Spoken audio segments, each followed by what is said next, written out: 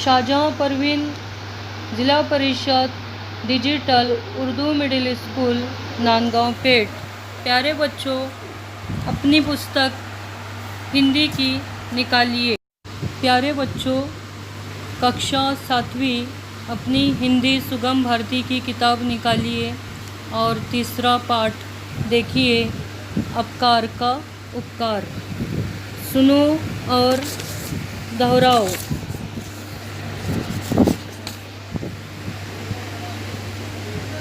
निकाले अपने अपनी किताब।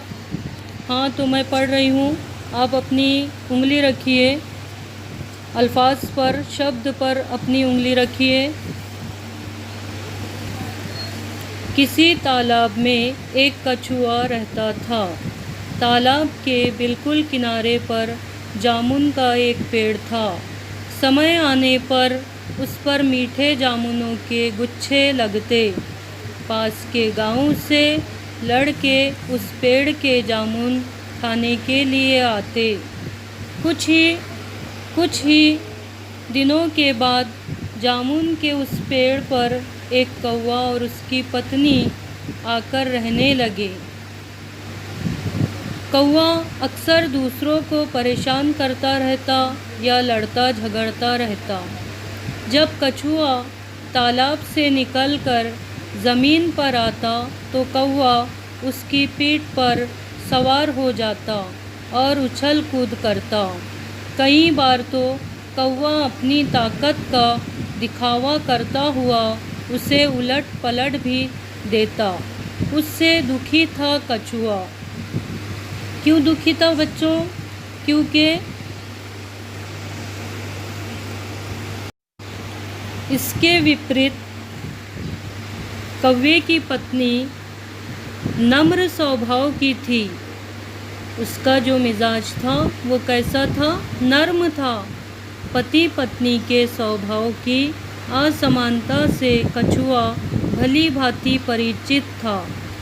कछुए को मालूम था कि उसकी पत्नी का मिजाज कैसा है और कौवे का कैसा है।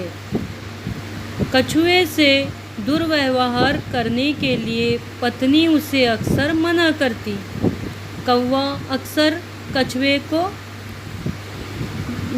सताता था, उससे लड़ता झगड़ता था, तो पत्नी क्या करती थी? उसको मना करती थी कि वो कछुए के साथ ऐसा ना करे। एक दिन जब कछुआ तालाब से निकलकर ज़मीन पर धीरे धीरे चलने लगा तो कौवे की नज़र उस पर जा पड़ी और वो झट से उस पर चढ़ गया। कछुए को गुस्सा आ गया। वो बोला, क्यों भाई कौवे, मेरी पीठ पर चढ़कर मुझे तंग क्यों करते रहते हो? आखिर तुम मुझसे चाहते क्या हो? तो तेरे ऊपर मज़े से सवारी करना चाहता हूँ। किसने कहा? हाँ, शाबाश। किसने कहा? कौवे ने कहा। किससे कहा? कछुए से, कि मैं तेरे ऊपर मज़े से सवारी करना चाहता हूँ। ऐसा करने से मुझे बड़ा मज़ा आता है। हंसता हुआ कौवा बोला। कछुए ने पूछा, दूसरों को तंग परेशान करके खुश होना कहाँ की भलमन साहत है? क्या तुम भी मुझे अपनी पीठ पर बिठा सकते हो? किसने कहा? हाँ, कछुए ने कौवे से कहा। शाबाश। कौवा एकदम बोला, क्यों, मैं तुझे क्यों बिठाऊं अपनी पीठ पर?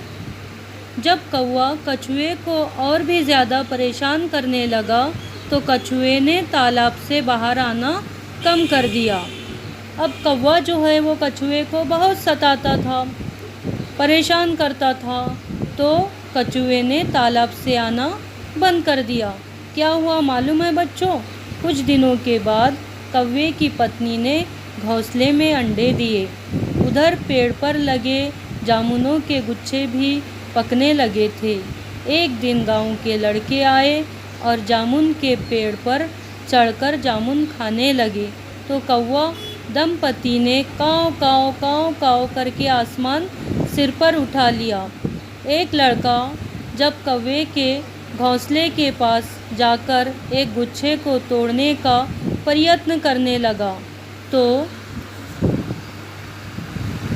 हिलने डुलने के कारण घोंसले में से एक अंडा निकलकर सीधा तालाब में जा गिरा। कौवा दंपति अपना एक अंडा तालाब में गिर जाने के कारण बहुत दुखी हो गया। वे तालाब